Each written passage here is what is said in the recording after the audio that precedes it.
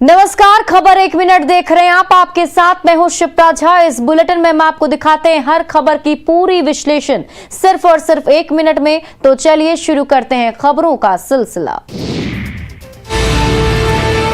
भीषण आग लगी और कई दुकानें जलकर राख। बिहार शरीफ बाजार समिति की यह तस्वीर है, जहां भीषण आग लग गई और देखते ही देखते बाजार समिति में 10 से ज्यादा फल की दुकानें जलकर राख हो गई। भीषण आगलगी में दुकानों में रखे सारे सामान जलकर राख हो गए। आशंका जताई जा रही है कि दुकानदार अपनी अपनी दुकानें बंद कर घर निकल चुके थे, तभी आग ने तांडव मचाना शुरू कर दिया। कई दुकानों को अपनी चपेट में ले लिया। 10 से ज्यादा दुकानों में रखे सारे सामान जलकर राख हो गए। वहीं इस भीषण आगलगी ने कई और दुकानों को भी अपनी चपेट में ले लिया है। आसपास के लोगों ने पहले खुद से कोशिश की आग पर काबू पाने की, लेकिन इस भीषण आगलगी पर काबू पाना आसान नहीं था। आखिरकार फायर ब्रिगेड की टीम को खबर दी गई, लेकिन जब तक दमकल की गाड़ियों से आग पर काबू पाया जाता तब तक नुकसान ज्यादा का हो चुका था। वहीं इस बार ये आग किस वजह से लगी, ये स्थिति अब तक स्पष्ट नहीं हो सकी है।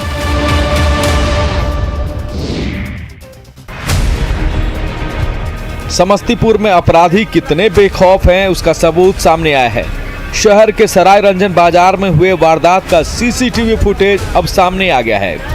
सीसीटीवी वीडियो में दिख रहा है कि कैसे जब कपड़ा दुकान खोलने के बाद साफ सफाई हो रही थी, तभी हथियार से लैस 6 बदमाश दुकान में घुसते हैं, फायरिंग करते हैं और इस दौरान दुकानदार के साथ साथ ग्राहक भी डरे हुए दिख रहे हैं। शहर का सबसे व्यस्त बाजार और वहां बेखौफ होकर हथियार के साथ दुकान में लूट की कोशिश जिले की सुरक्षा व्यवस्था पर कई सवाल खड़े कर रही है।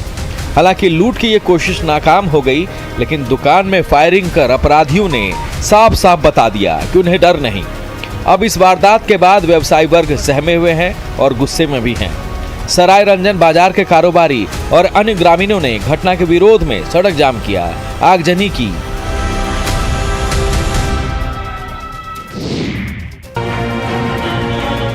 समस्तीपुर में पिछले 4 दिनों से ठंड और शीतलहर का प्रकोप जारी है। पारा हर दिन लुढ़कता ही जा रहा है। ऊपर से घने कुहासे ने जनजीवन अस्त व्यस्त कर रखा है। एक तो कड़ाके की ठंड, ऊपर से पछुआ हवा ने जीवन को अस्त व्यस्त कर दिया है। लोगों ने घरों से निकलना बंद कर दिया है। जरूरी काम होने पर ही लोग अपने घरों से निकल रहे हैं। वहीं चौक चौराहों पर कुछ लोग पहुंचते भी हैं और ठंड से बचने के लिए अलाव का सहारा ले रहे हैं। लेकिन बढ़ते ठंड को देखते हुए समस्तीपुर जिला प्रशासन की ओर से चौक चौराहों पर अलाव की व्यवस्था नहीं दिख रही है। ठंड से बचने के लिए जरूरतमंद और सड़क किनारे जीवन यापन करने वाले लोगों के लिए अलाव बहुत बड़ी जरूरत है। बावजूद अलाव के लिए कोई व्यवस्था नहीं है। चौराहों पर अलाव के लिए लकड़ी नहीं दिए गए हैं। अब इस ठंड में इसी अलाव के सहारे लोग अपना बचाव कर रहे हैं। मौसम विभाग की माने तो 9 जनवरी तक आसमान में यहाँ हल्के बादल छाए रहेंगे। 8 से 10 किलोमीटर प्रति घंटा की रफ्तार से पछिया हवा चलने की संभावना जताई गई है।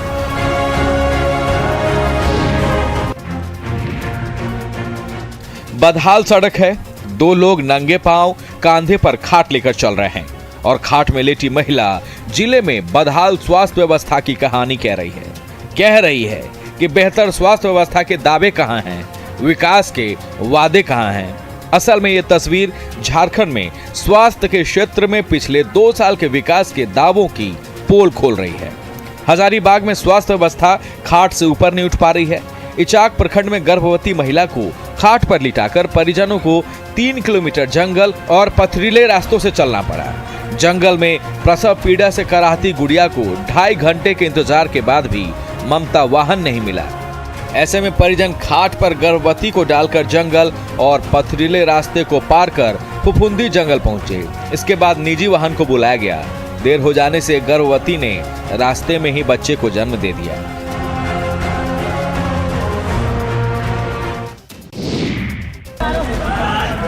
ग्रामीणों की खचाखच भीड़ के बीचों बीच लहरा रही बंदूक दनादन गोलियां दागे जा रही है। ये देखिए, पहला फायर, ये दूसरा फायर, ये तीसरा। चुनाव जीतकर पिताजी मानसी प्रखंड प्रमुख क्या बने, बंदूकबाज बेटा भरे चौराहे पर अंधाधुंध फायरिंग करने लगा।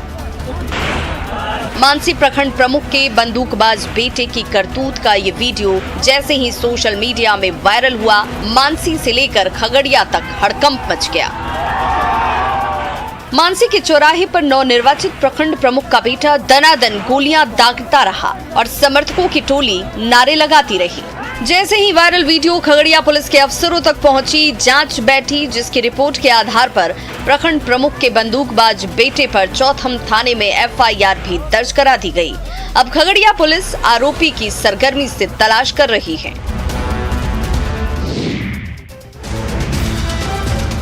भागलपुर में कोरोना को लेकर सरकार के आदेश की धज्जियां उड़ाई जा रही है। सरकारी गाइडलाइन के मुताबिक मॉल को बंद रखने का आदेश जारी किया गया है, लेकिन शहर के अधिकतर मॉल मालिक सरकार के पाबंदियों से खिलवाड़ कर रहे हैं। पाबंदी के पहले दिन ही भागलपुर में अधिकतर मॉल खुले दिखे। शहर के कचहरी चौक से भिखनपुर जाने वाली सड़क में 3 मॉल बिना किसी रोक टोक के खुले नजर आए। अब मॉल खुले हैं तो मॉल में ग्राहक पहुंचने भी लगे, खरीदारी भी होती रही और उड़ाई जाने लगी सरकार के आदेशों की धज्जियां। इस लापरवाही को लेकर जब मॉल के मैनेजर से सवाल पूछे गए तो मॉल और दुकान में वो फर्क बताने लगे। इनका कहना है कि उनकी मॉल दुकान की कैटेगरी में आता है, इसलिए खोले रखे गए हैं। हद तो तब हो गई जब जिला प्रशासन के एक भी लोगों ने मॉल मालिकों पर कार्रवाई नहीं की। ये बीच शहर में मॉल खोले रखे और किसी को मानो भनक तक नहीं लगी। ये हाल तब है जब भागलपुर में कोरोना विस्फोट हो चुका है। एक दिन में 15-20 से ज्यादा कोरोना मरीज मिल रहे हैं। बिहार में कोरोना के बढ़ते संक्रमण के बाद सरकार ने इसे लेकर कई पाबंदियां लागू की है। लोगों से लगातार मास्क पहनने की अपील की जा रही है। मास्क नहीं पहनने वाले लोगों से फाइन काटे जा रहे हैं। बावजूद इसके पटना में लोग अभी भी बिना मास्क के बाहर घूमते दिखाई पड़ रहे हैं। पटना जंक्शन पर भीड़ के बावजूद लोग बिना मास्क के नजर आ रहे हैं, वो भी तब जब पटना जिला में लगातार कोरोना की संख्या में इजाफा हो रहा है। कोरोना संक्रमण के फैलते रफ्तार के बीच स्वास्थ्य विभाग अलर्ट मोड में जरूर है, लेकिन यहाँ के लोग नहीं। अपनी लापरवाहियों से कोरोना को मानो न्योता दे रहे हैं। किसी के चेहरे पर मास्क नहीं है तो कोई बाजार में सोशल डिस्टेंसिंग का पालन नहीं कर रहा। पटना जंक्शन पर तो लोगों को कोरोना से मानो डर ही नहीं लगता। पूछने पर बहाना बनाने के अलावा इनके पास कोई जवाब नहीं होता। लापरवाही यूं ही अगर जारी रहा तो हर दिन कोरोना के आंकड़ों में यहाँ बढ़ोतरी होती रहेगी और लापरवाह लोग ही इसके जिम्मेदार होंगे।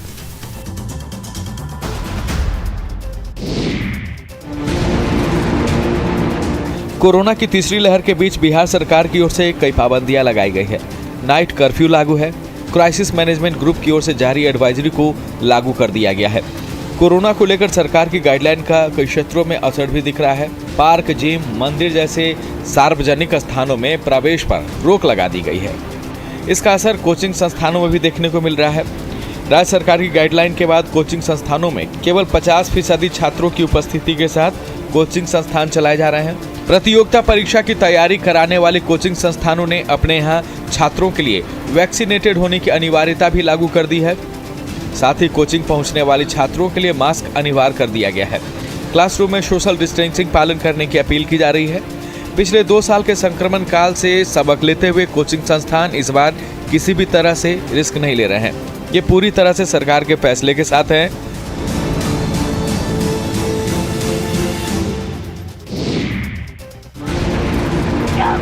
भागलपुर एसएसपी कार्यालय में एक फरियादी ने जमकर हंगामा किया।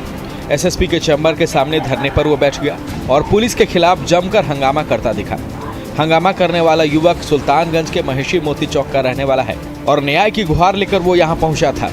एसएसपी से न्याय की गुहार भी लगाई थी, लेकिन एसएसपी ने जनता दरबार में शिकायत लेकर आने की बात कही। इतना सुनते ही वो युवक हंगामा करने लगा। हंगामा करने वाले युवक का आरोप है कि इसके अपने गोतिया के लोगों ने ही अवैध रूप से इसकी जमीन पर कब्जा कर रखा है। जमीन का बंटवारा हुआ नहीं है और मामला कोर्ट में चल रहा है। मामले की शिकायत सुल्तानगंज पुलिस से करने के बावजूद थाने से उसे भगा दिया जाता है। आखिरकार एसएसपी से शिकायत करने के बाद इसे जनता दरबार में कार्रवाई का आश्वासन भी मिला, लेकिन वो मानने को तैयार नहीं था। कड़ी मशक्कत के बाद पुलिस युवक को थाने ले गई। वहीं एसएसपी ने कहा कि युवक की बात सुनी गई है और जनता दरबार में उसकी शिकायत पर कार्रवाई की जाएगी।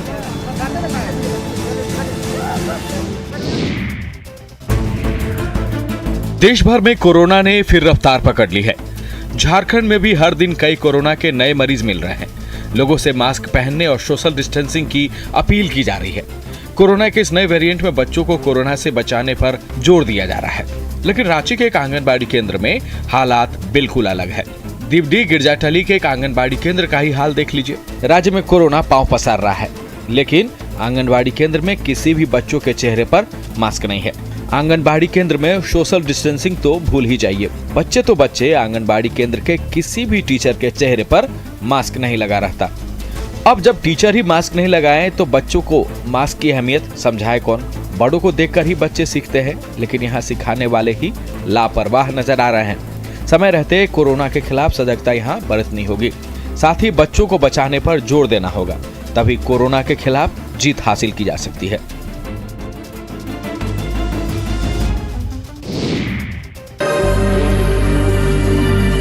रात के अंधेरे में टाइगर फैमिली सैर सपाटे पर निकली है। आगे आगे बाघिन मां तो पीछे पीछे तीनों शावक। ये खूबसूरत तस्वीर सामने आई है गंडक दियारा के रायपुरवा सरेह से। ट्रैक्टर पर स्थानीय गन्ना किसान घर लौट रहे थे, तभी बीच रास्ते में बाघ फैमिली नजर आई। बाघिन के साथ तीनों नन्हे शावक उछल कुदल कर रहे थे। ये नजारा देखते ही सबकी सिट्टी पिट्टी गुम हो गई। उन्हीं किसानों ने बड़ी हिम्मत करके मोबाइल कैमरे पर ये खूबसूरत तस्वीर उतारी, जो सोशल मीडिया में तेजी से वायरल हो रही है। टाइगर फैमिली की नाइट आउट की ये तस्वीरें वन प्रेमियों को जितना रोमांचित कर रही है, बगहा के किसानों को उससे कहीं ज्यादा परेशानी हो रही है।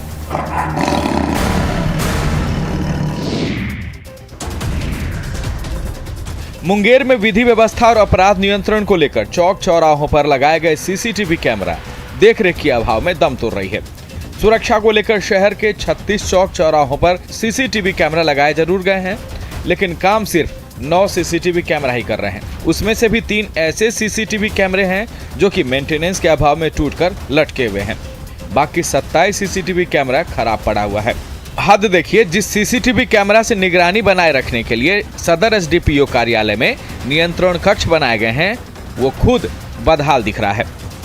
नियंत्रण कक्ष के अंदर पर्याप्त मात्रा में लाइट भी नहीं है, बैठने के लिए कुर्सियां नहीं है और सरकारी मोबाइल भी रिचार्ज के अभाव में बंद पड़ा हुआ है। बारिश के मौसम में छत से पानी का रिसाव होता रहता है। सीसीटीवी के खराब कैमरे और नियंत्रण कक्ष की बदहाली को लेकर शिकायतें कई बार की गई, लेकिन अब तक कोई पहल नहीं की गई है।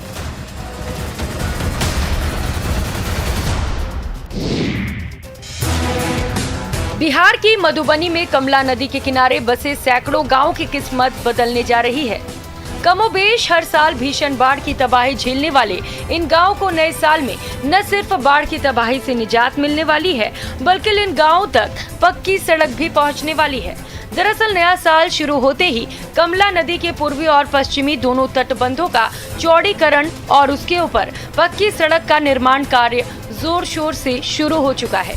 सीएम नीतीश कुमार ने हाल ही में जल संसाधन विभाग की करीब 325 करोड़ की लागत वाली इस परियोजना का ऑनलाइन शिलान्यास किया था। ये कमला नदी के किनारे ये पूर्वी बांध पर अभी मैं हूँ। यहाँ से दरभंगा से लेकर जयनगर तक पूर्वी और पश्चिमी दोनों बांध पर 40-40 किलोमीटर यानी 80 किलोमीटर लंबी जो यहाँ तटबंध है, उसका चौड़ीकरण होने के बाद उसके ऊपर पक्की सड़क का निर्माण होना है।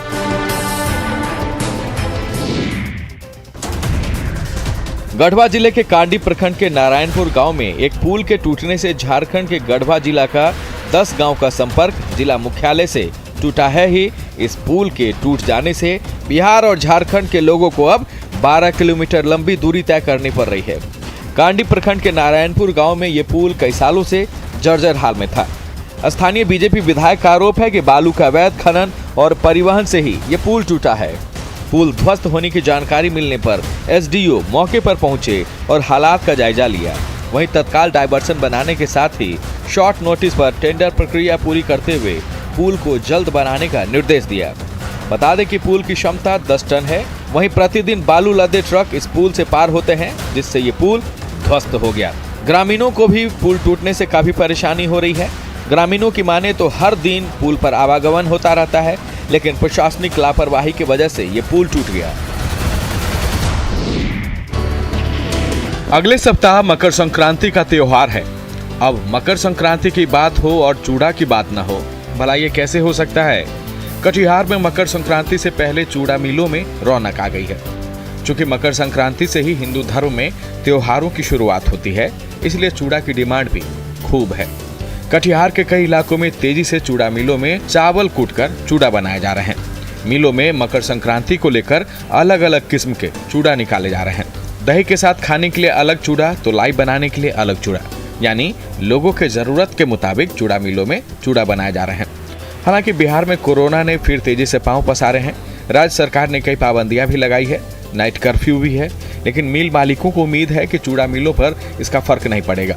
इनका कहना है कि मकर संक्रांति घर घर में मनाए जाने वाले पर्व है और यह लोगों के आस्था के साथ भी जुड़ी हुई है। मकर संक्रांति में चूड़ा का बाजार सालों से खास रहा है। खजूर के पेड़ पर लटके इस शख्स को टार्जन समझने की भूल मत कीजिए। नहीं जनाब, ये ना कोई टार्जन वार्जन है और ना ही कोई स्टंटमैन।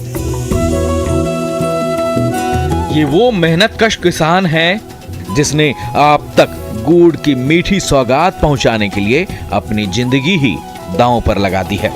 सर्दी के मौसम में खजूर के पेड़ रस से लबालब हो गए तो ये माहिर किसान स्पाइडरमैन की तरह पेड़ की टहनियों पर चढ़ गया और खजूर के रस से लबालब बर्तन लेकर नीचे उतरा।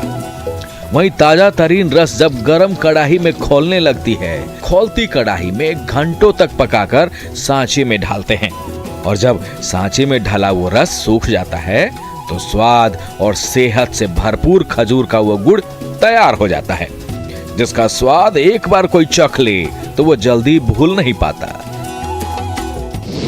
पर खबरों का सिलसिला लगातार जारी है।